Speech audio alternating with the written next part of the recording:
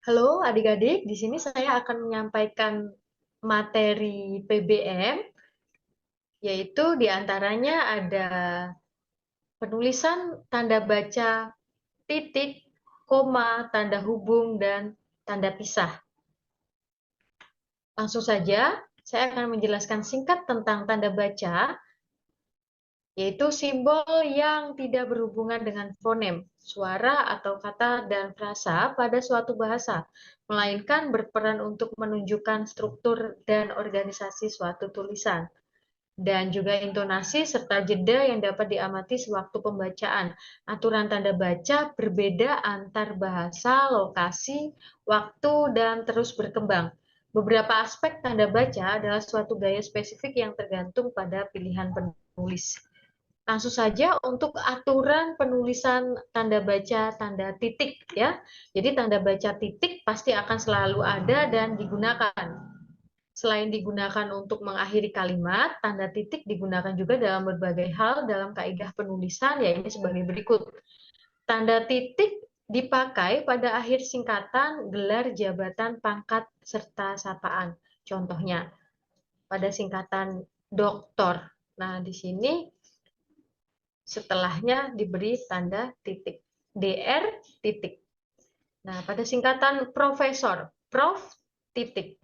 Nah, untuk gelar juga begitu, sarjana hukum atau disingkatnya SH, S titik H titik.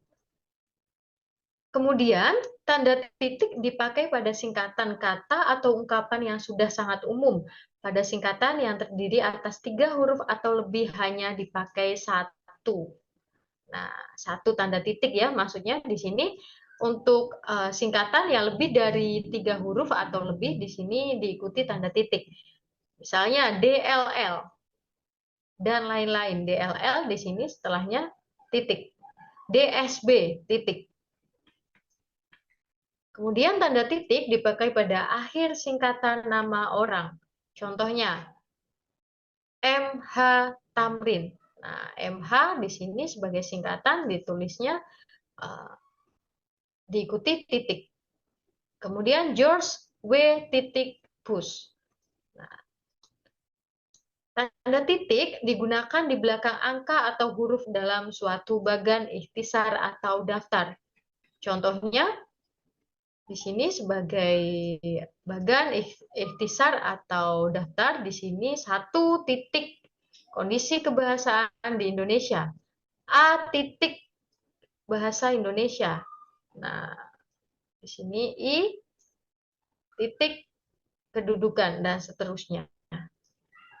Kemudian tanda titik dipakai untuk memisahkan angka jam, koma, menit, koma, dan detik yang menunjukkan waktu dan jangka waktu.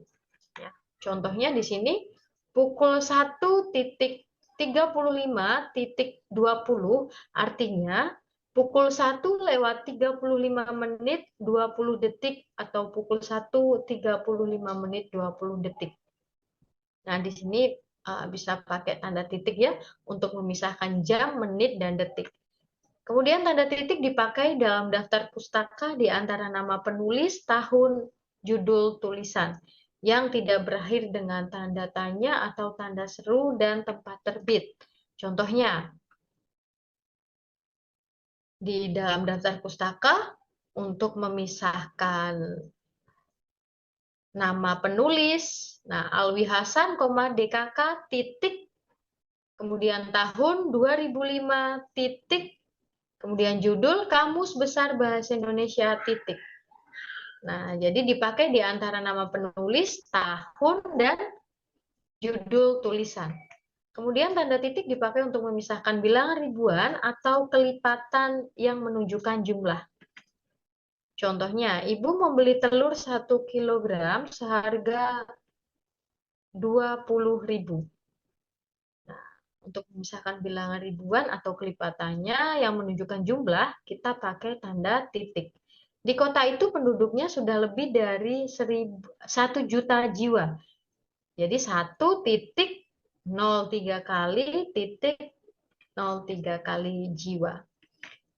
Kemudian Aturan penggunaan tanda koma.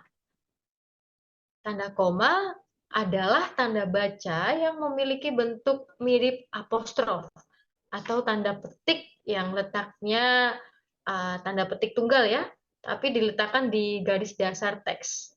Nah, jadi kalau apostrof itu letaknya di atas, atau tanda baca koma di sini diletakkan di garis dasar teks. Tanda koma digunakan dalam banyak konteks dan bahasa umumnya sebagai pemisah.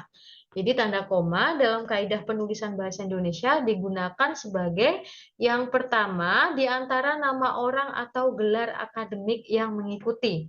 Contohnya, Hirawan Putra, SPD. Jadi untuk memisahkan nama dengan gelar akademiknya, di situ dipisahkan oleh tanda koma. Kemudian Haji Gunawan Anwar, SPD, MPD. Nah, karena di sini ada dua gelar, jadi untuk memisahkan gelar yang pertama dan kedua juga diberi tanda koma. Kemudian yang kedua, tanda koma digunakan untuk memisahkan interjeksi atau kata seruan seperti wow, ah. Nah, Nah, di sini sebagai kata seruan ya, atau kata seru dari kata lain yang juga terdapat dalam satu kalimat. Contohnya, aduh, koma, hati-hati dong kalau bermain. Nah, di sini sebagai kata seru, aduh, setelahnya diberi tanda koma. Nah, oke, yang ketiga, tanda koma digunakan untuk mengapit keterangan tambahan yang sifatnya tidak membatasi. Contohnya, semua siswa, baik laki-laki maupun perempuan, mengikuti latihan baris berbaris. Jadi, di sini yang berperan sebagai keterangan tambahan itu adalah yang diapit tanda koma. Baik laki-laki maupun perempuan di sini sebagai keterangan tambahan sehingga harus diapit tanda koma.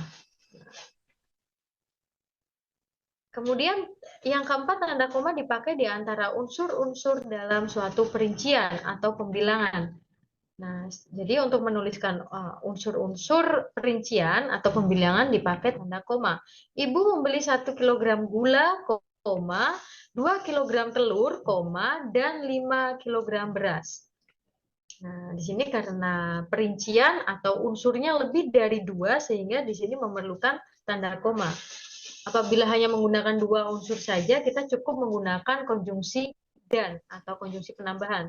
Tetapi karena lebih dari 2 unsur, sehingga di sini kita memakai tanda koma sebagai perincian.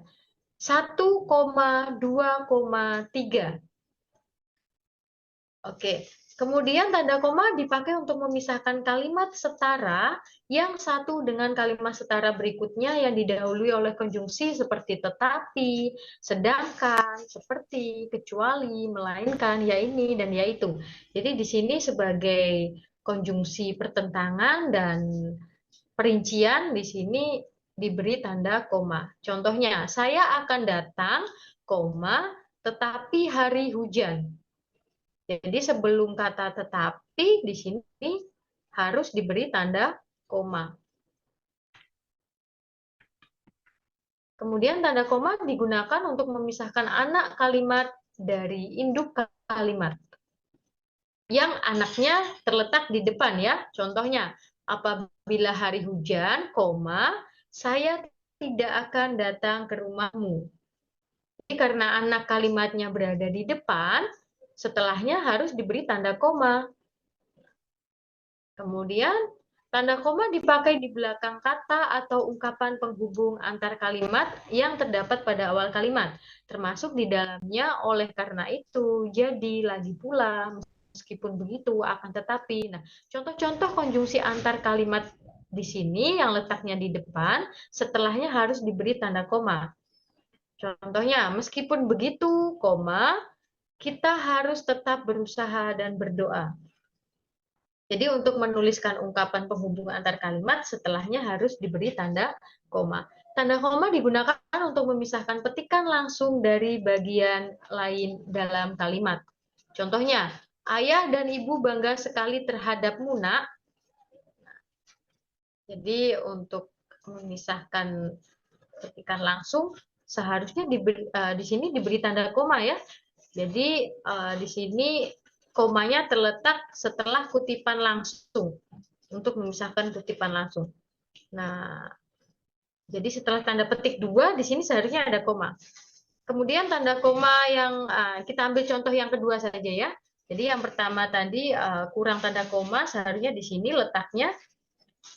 Kemudian contoh yang kedua, nah ini untuk memisahkan bagian lain dengan petikan langsung, contohnya di sini. Sudah benar ada komanya. Kata adik, koma, kemudian petikan langsung. Kakak, aku ingin ikut bermain. Nah, jadi untuk memisahkan bagian lain dengan petikan langsung dalam kalimat itu diperlukan tanda koma di sini. Kemudian aturan tanda baca, tanda pisah mirip dengan tanda hubung, hanya saja bentuknya lebih panjang. Namun tentu penggunaannya berbeda. Berikut ini adalah pemakaian untuk tanda pisah dalam bahasa Indonesia, yaitu yang pertama seperti fungsi tanda koma. Nah, atau titik koma, tanda baca yang satu ini juga dipakai sebagai pengapit keterangan tambahan dalam sebuah kalimat. Nah, kemudian yang kedua menjadi pengganti kata sampai atau hingga dalam keterangan waktu. Contohnya, Andi, anak berusia 10 tahun, menceritakan kejadian malam itu.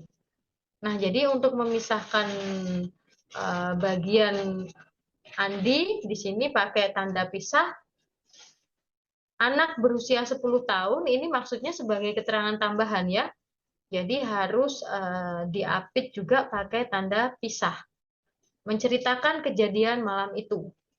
Contoh yang kedua, acara pertemuan orang tua akan dimulai pukul 9.00 sampai 12.00 waktu Indonesia Barat. Jadi di sini untuk menandai kata sampai sebagai keterangan waktu, di sini pakai tanda pisah. Kemudian aturan penggunaan tanda baca, tanda hubung. Biasa disebut sebagai tanda strip. Tanda baca ini yang digunakan untuk menghubungkan dua kata atau memisahkan dua suku kata. Fungsi tanda hubung antara lain yang pertama dipakai untuk merangkai unsur bahasa Indonesia dengan unsur bahasa daerah atau bahasa asing. Contohnya, pemain timnas Belanda men-tackle pemain timnas Indonesia. Jadi di sini untuk Ibu Hanmen dengan unsur bahasa asing di sini ya. Jadi kita pakainya tanda hubung, men-tackle. Karena tackle ini sebagai bahasa asing, jadi kita pakai tanda hubung di sini. Contoh yang kedua, kemarin kakek buyutku senang sekali karena disowani oleh cucu-cucunya.